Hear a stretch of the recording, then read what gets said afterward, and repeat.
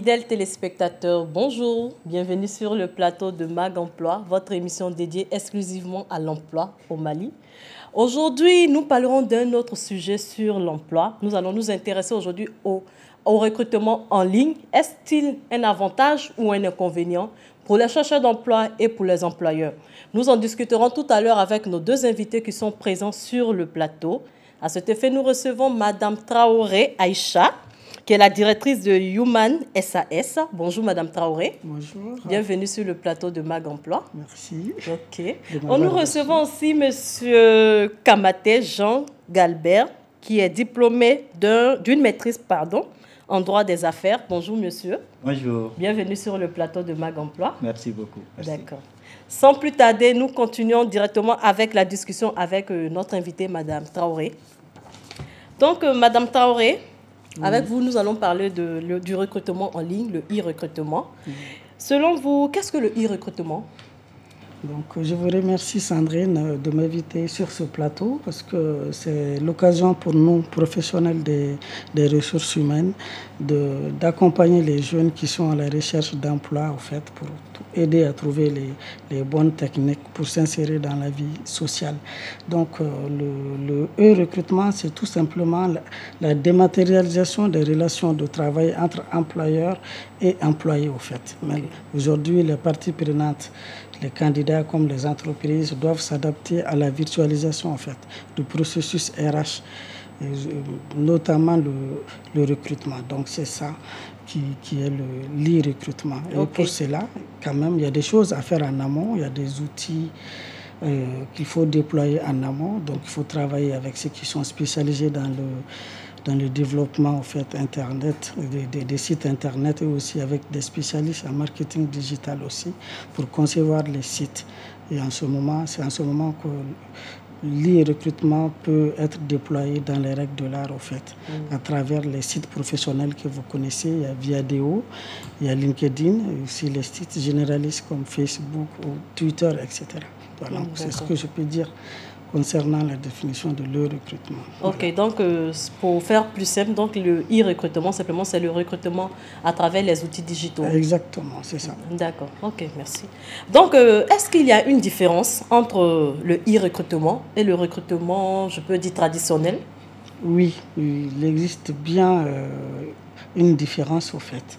Il s'agit de quitter, par exemple, les annonces papier sur support papier pour se diriger vers les annonces web, en fait.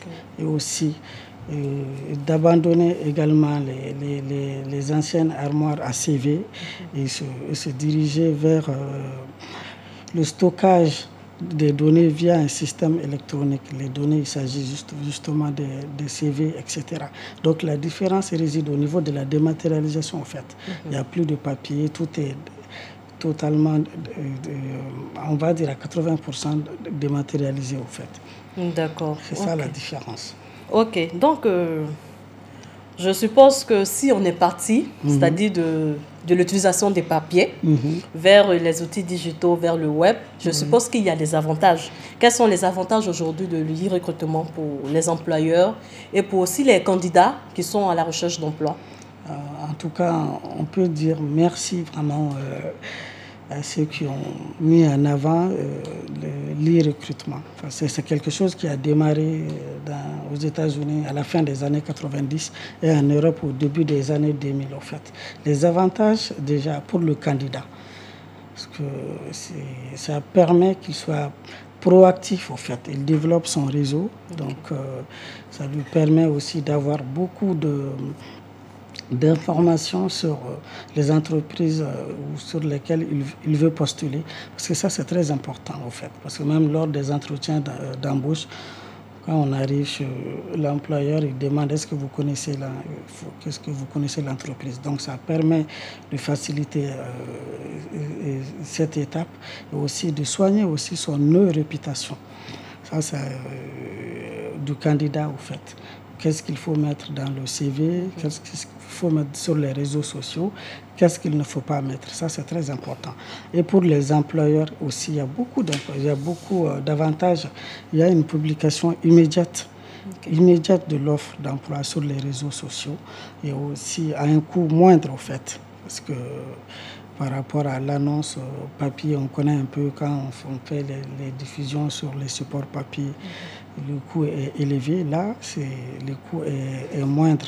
Des fois, c'est gratuit. On voit déjà sur l'Agence nationale de l'emploi du Mali, c'est gratuit. Sur certains sites aussi. Ça, c'est au Mali, en France, sur l'APEC, Indeed aussi. C'est rapide. Ça permet aussi de pallier à des situations d'urgence parce que des fois, on a besoin de recruter très rapidement un profil. Le fait que le système soit digitalisé, ça permet d'avoir accès très rapidement à des bons profils au fait, et qu'on peut satisfaire dans un délai record les besoins de recrutement. Le fait aussi que le système soit informatisé aussi. Donc les candidats remplissent des rubriques pour postuler. Donc ça permet de gérer le traitement en aval aussi. Il y a aussi un meilleur ciblage pour les employeurs. Vous savez, maintenant, il y a beaucoup de sites spécialisés. Par exemple, il y a des agences de recrutement qui sont spécialisées seulement pour les mines. Il y en a qui sont spécialisées pour les BTP. Exemple, par exemple, si vous cherchez à recruter un ingénieur en bâtiment, vous allez vous diriger directement vers le site qui est spécialisé dans ce domaine-là. Et ça permet de faire en sorte que le profil colle vraiment le plus près à vos besoins. Et en réalité, un dernier point, ça c'est les grandes avantages, il y en a beaucoup. Il y a aussi, ça véhicule aussi une image de modernité aussi de l'entreprise au fait. Voilà, pour attirer les jeunes diplômés. Parce qu'on sait quand même que dans toutes les entreprises, la première ressource, ce sont les ressources humaines. Donc maintenant, tout le monde, c'est la concurrence. Toutes les entreprises usent de tous les bons systèmes pour attirer les meilleurs clients. Et c'est facilité aussi par le recrutement digital. D'accord. Voilà. Ok, on a retenu tous les avantages que propose l'e-recrutement, non seulement aux candidats à la recherche d'emploi, mais également aux employeurs. Mais comme on le dit, tout ne peut pas être beau dans la vie. S'il y a des avantages, il peut forcément avoir des inconvénients, quelques inconvénients quand même. Quels sont les inconvénients qui peuvent être liés à l'e-recrutement? Sandrine, vous avez très bien raison. Donc, il y a quand même beaucoup d'avantages, mais à côté de cela, il y a quand même quelques inconvénients qu'il convient de souligner. Donc, le premier inconvénient est surtout le risque d'être submergé par le volume de candidatures, au fait. S'il n'y a pas des outils digitaux pour filtrer cela, ça devient ingérable, au fait. Donc, ça, c'est une première limite. Il y a aussi, parce qu'il y a certains candidats, vu que c'est facile de postuler en ligne, il y en a qui vont arroser, au fait. Ils vont arroser les sites de CV. Il y en a, même nous, des fois, on est confrontés à ça au quotidien dans notre cabinet à Human. Il y en a qui postulent 2 fois, 3 fois pour le même poste. On les voit tous les jours parce que c'est facile maintenant avec le recrutement en ligne. Donc, il y a ça. Il y a aussi le risque d'avoir des candidatures moins qualifiées aussi, par rapport au profil recherché. Je m'explique un peu, parce que c'est en lien aussi avec le fait que c'est facile. Parce que maintenant, vous voyez, avec le recrutement en ligne, les entreprises ont investi dans des logiciels au fait, de gestion des ressources humaines qui fonctionnent avec des algorithmes. Et des fois, si ce problème arrive si le candidat n'a pas bien fait son CV. Parce qu'eux, ils vont regarder ces logiciels-là, ils vont analyser la fiche de poste. Il faut avoir des mots-clés. Il y a des mots-clés, si ce n'est pas mentionné là-dedans, si le candidat, par malheur, il n'a pas fait ressortir tous ces mots-clés, les fonctions essentielles, les formations requises, donc il peut être disqualifié à tort, alors qu'en réalité, c'est un bon profil. Ça aussi, c'est une limite aussi. Donc aussi, il y a les entretiens à distance aussi, ça peut être aussi une limite. Parce qu'on ne peut pas déceler des fois tous les défauts via la visioconférence. Des fois, déjà, il y a des problèmes de connexion, ça peut couper en cours. Et parce que nous, en tant que recruteurs, On analyse tout. Il y a même la communication non verbale qui est analysée aussi lors de l'entretien. Bon, c'est pas évident de déceler tout ça aussi dans le cadre de l'e-recrutement en fait. On peut pas évaluer à hauteur de souhait ce que le candidat vaut en fait par rapport quand on a un candidat en face. Donc ça, ce sont les principales limites. D'accord. Ok, maintenant, quand on fait la balance entre les avantages et les limites que vous venez de donner tout à l'heure, est-ce que vous pensez que l'e-recrutement doit être un outil de recrutement à privilégier aujourd'hui? Je dirais sans hésiter oui. Okay. Sans hésiter oui. Donc il faut être pragmatique au fait. Surtout nous qui gérons des cabinets de recrutement. Imagine, nous recevons des centaines de candidatures spontanées par jour. Si on n'avait pas implémenté un bon système vraiment de RH digital, on ne savait pas comment on allait s'en sortir. Heureusement, on a investi dans des logiciels de gestion des ressources humaines qui nous facilitent la vie aujourd'hui. Sinon, ça allait être ingérable. Ça nous facilite déjà parce on peut mettre les fiches de poste déjà qui sont en ligne.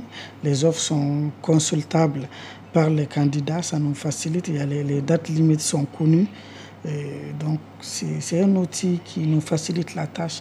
Mais moi, je dirais quand même qu'il faut toujours garder un peu le recrutement classique. Okay.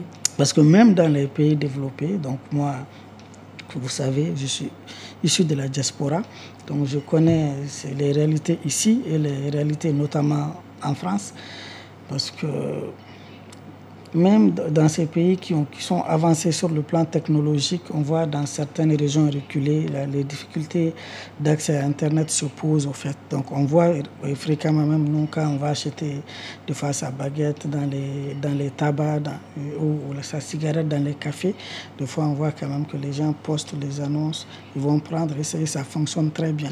Il faut garder un peu, il faut maximiser le recrutement, mais il ne faut pas le faire disparaître complètement. D'accord. Ok, voilà. C'est bien noté. Ok, donc nous passons maintenant au débat du jour.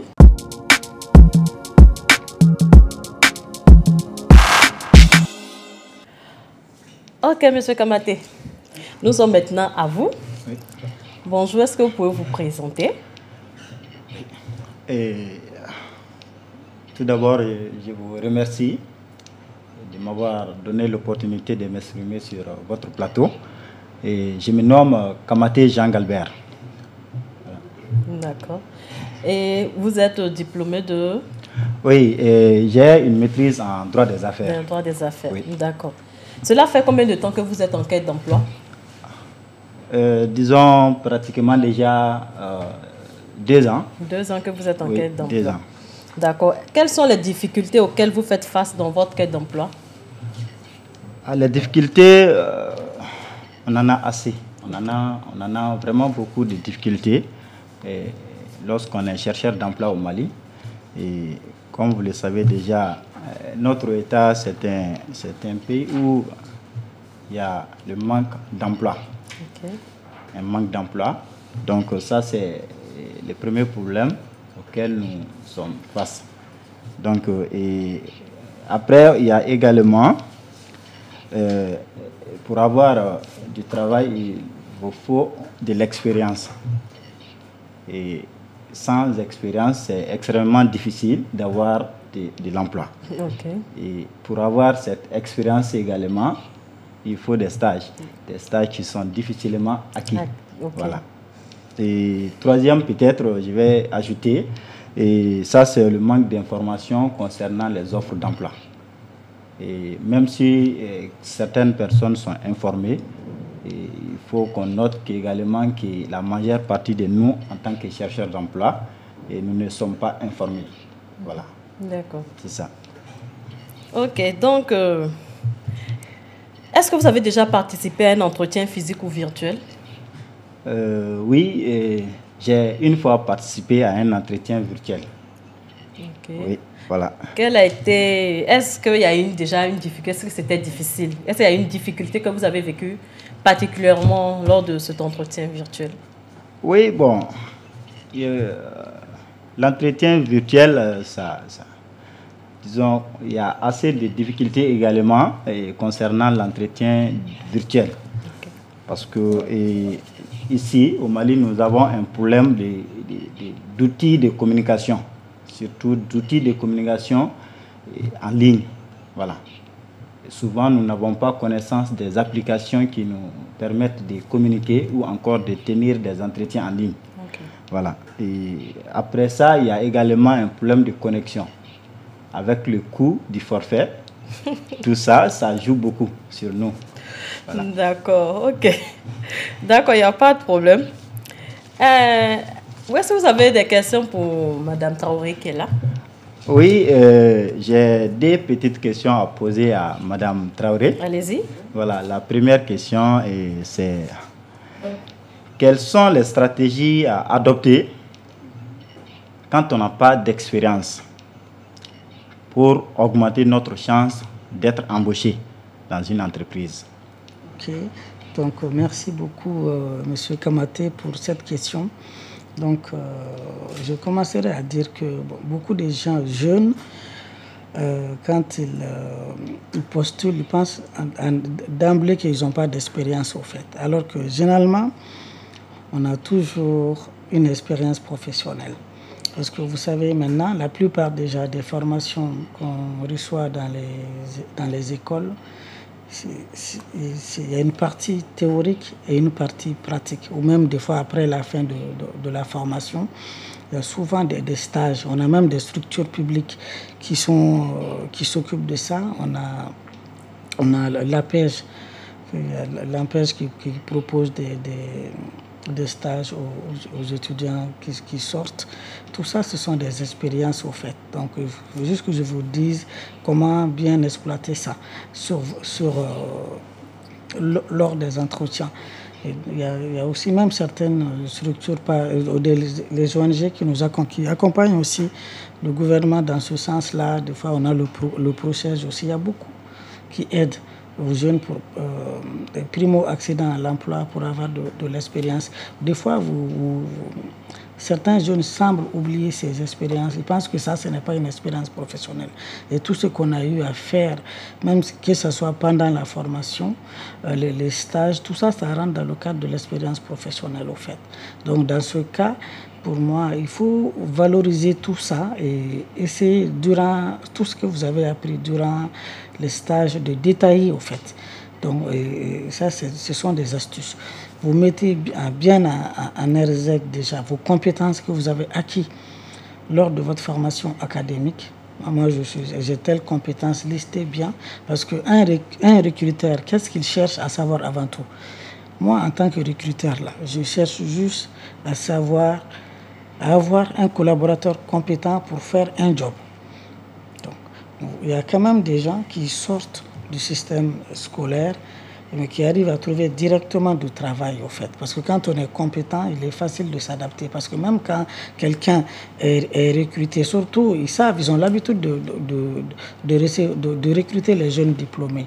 Et les recruteurs savent très bien que quelqu'un qui a 5 ans d'expérience professionnelle, 10 ans d'expérience professionnelle, ne peut pas être accueilli dans une entreprise comme quelqu'un qui vient de sortir de l'école, déjà.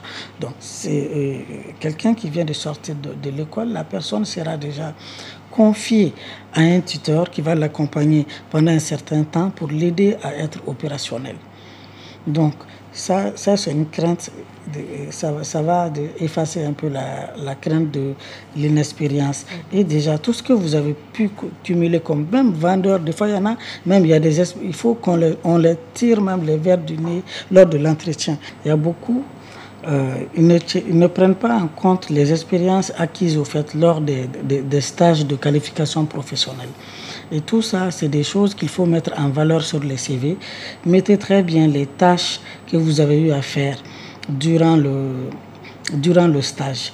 Donc ça, une fois que c'est bien placé, toutes les compétences sont bien identifiées, ça ne pose pas de problème.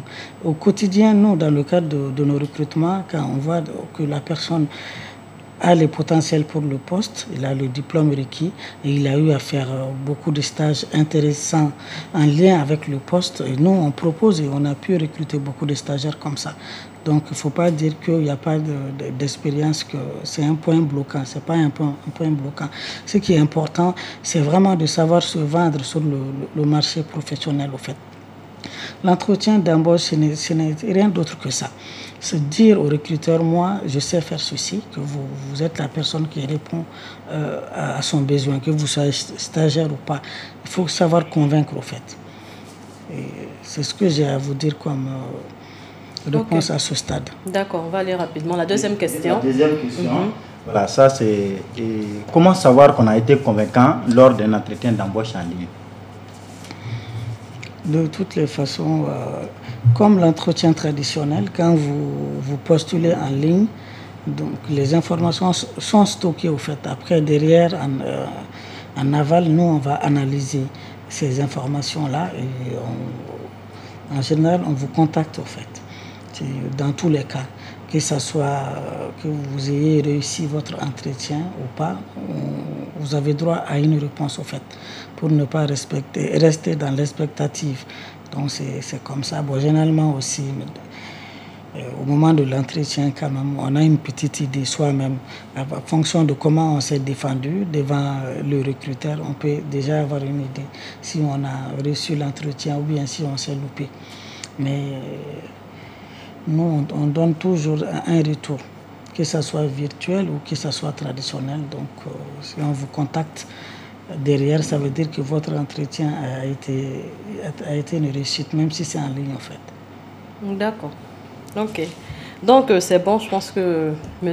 Kamaté a compris. Oui. Donc, Mme Traoré, vous allez donner un conseil généraliste à tous les candidats pour réussir leur recherche d'emploi à travers les outils numériques. D'accord. Moi, ce que j'ai à donner maintenant, le sujet qui nous réunit aujourd'hui, c'est sur l'e-recrutement. Donc, moi, le conseil que j'ai à donner aux jeunes dans le cadre de recrutement digital, c'est surtout de soigner, je répète, soigner son réputation et soigner aussi son identité numérique, au fait. Donc maintenant, vous savez, Internet, là, qu'on soit ici ou au fin des États-Unis, donc ça va trop vite.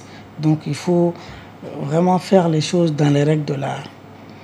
Il faut bien soigner déjà même l'image qu'on met sur le site internet, éviter de mettre par exemple les soirées arrosées, les vacances par-ci par-là. Même en dehors du cadre professionnel, il faut éviter de mettre tout, parce que nous, les recruteurs, on va vérifier, on va scruter aussi. Même si vous avez bien ranger votre identité numérique, nous on va vérifier ce que vous avez mis, est-ce que c'est en cohérence avec votre attitude réelle, votre comportement au quotidien. Parce que des fois on voit sur leur page, on voit le CV, c'est le meilleur profil au fait. Mais nous, quand on va fouiller plus loin, on voit quand même des images qui sont à la défaveur du candidat. Donc il faut être mesuré au fait sur ce qu'on met déjà sur les réseaux sociaux, parce que nous on va vérifier les choses derrière. Il faut être constant. Ce que vous mettez sur le site de Malibara, il faut mettre la même chose sur le site de Human SAS. Donc, sinon, nous quand on va recouper, on voit des incohérences aussi, ça peut vous coûter. Donc ce sont ces quelques conseils que moi j'ai à vous donner, parce que là c'est de bonne guerre au fait. Vous êtes en concurrence avec des centaines d'autres candidats, donc chacun doit se montrer sous son meilleur jour. Il faut faire en sorte que votre profil soit le plus professionnel, le plus attirant possible en fait. C'est là que vous avez une chance de décrocher finalement un emploi. N'allez pas mettre beaucoup de choses de votre vie. Évitez aussi de mettre votre vie privée beaucoup sur les réseaux sociaux, parce que les gens vont regarder ça, les opinions aussi. Des fois il y en a qui mettent des opinions religieuses, des opinions sur leur sexualité, parce que les recruteurs ils vont voir tout ça. Il faut vraiment maîtriser maîtriser votre compte digital. Ça, c'est très important. D'accord, c'est bien noté. Merci beaucoup, Madame Traoré. On va aller à bien. Ok, donc nous passons maintenant aux astuces.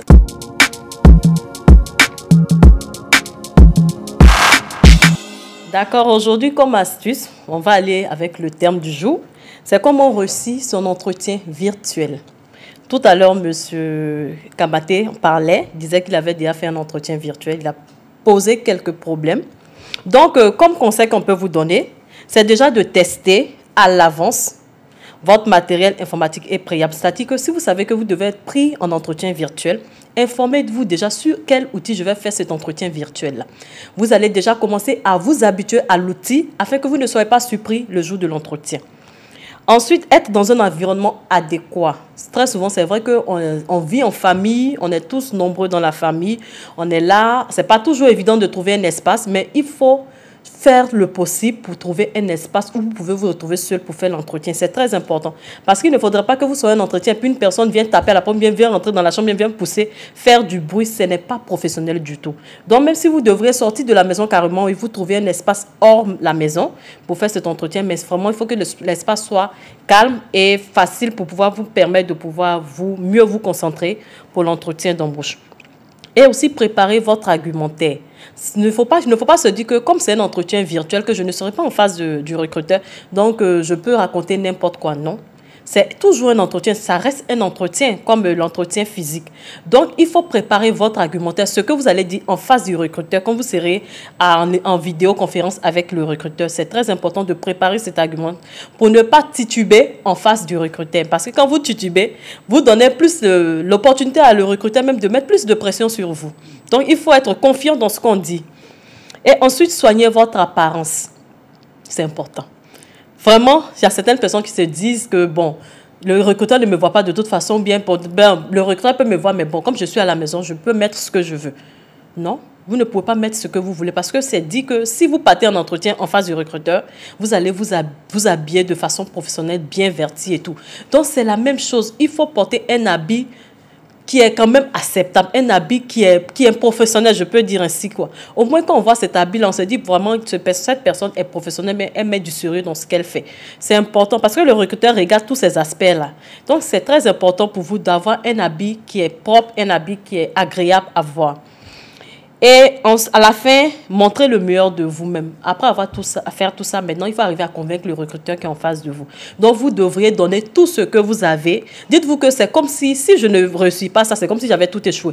Donc, mettez tout ce qu'il faut pour pouvoir convaincre le recruteur lors de cet entretien virtuel. Donc, c'était quelques points que nous voulions vous donner pour ces astuces aujourd'hui. Voilà, donc, chers invités, nous sommes à la fin de l'émission. Merci à Madame Traoré d'être venue à notre émission, d'avoir donné toutes ces astuces, ces conseils à ces chercheurs d'emploi. Merci à vous. On espère vous revoir sur le plateau de Mag l'Emploi pour un autre sujet sur l'emploi. Il n'y a pas de problème. Donc, je vous remercie aussi de m'avoir invité. En tout cas, ce que je peux dire, nous, en tant que... Nous évoluons dans le domaine du recrutement. On est disponible au fait, pour accompagner les jeunes, leur donner des astuces pour un peu réduire les problèmes d'employabilité dans notre pays. Donc, on est à leur disposition pour les accompagner dans ce sens. Vous aurez beaucoup de candidats à Human SAS. Ne soyez pas surpris. Hein? Il n'y a pas de problème. On est là pour ça. C'est notre job. D'accord, c'est bien. Le plein emploi au Mali. Voilà. D'accord, merci aussi à M. Kamaté d'avoir représenté dignement les candidats, d'avoir exprimé les difficultés des candidats, tout ce qu'ils vivent au quotidien dans leur recherche d'emploi. Merci à vous. Merci beaucoup. Voilà, on espère que vous trouverez un emploi très prochainement. Merci. Oui. C'est ce qu'on espère. Voilà. Et je remercie également Mme Traoré d'avoir répondu à mes questions. D'accord. Voilà. D'accord. Ok. Merci à vous. Donc, nous remercions également notre équipe technique qui nous suit, qui nous soutient toujours, qui grâce à elle, on est toujours présent pour faire l'émission de Mag Emploi. Merci également à nos téléspectateurs, nos fidèles téléspectateurs qui nous suivent tous les jours. Nous nous retrouverons la semaine prochaine sur Joliba TV News. D'ici là, portez-vous bien.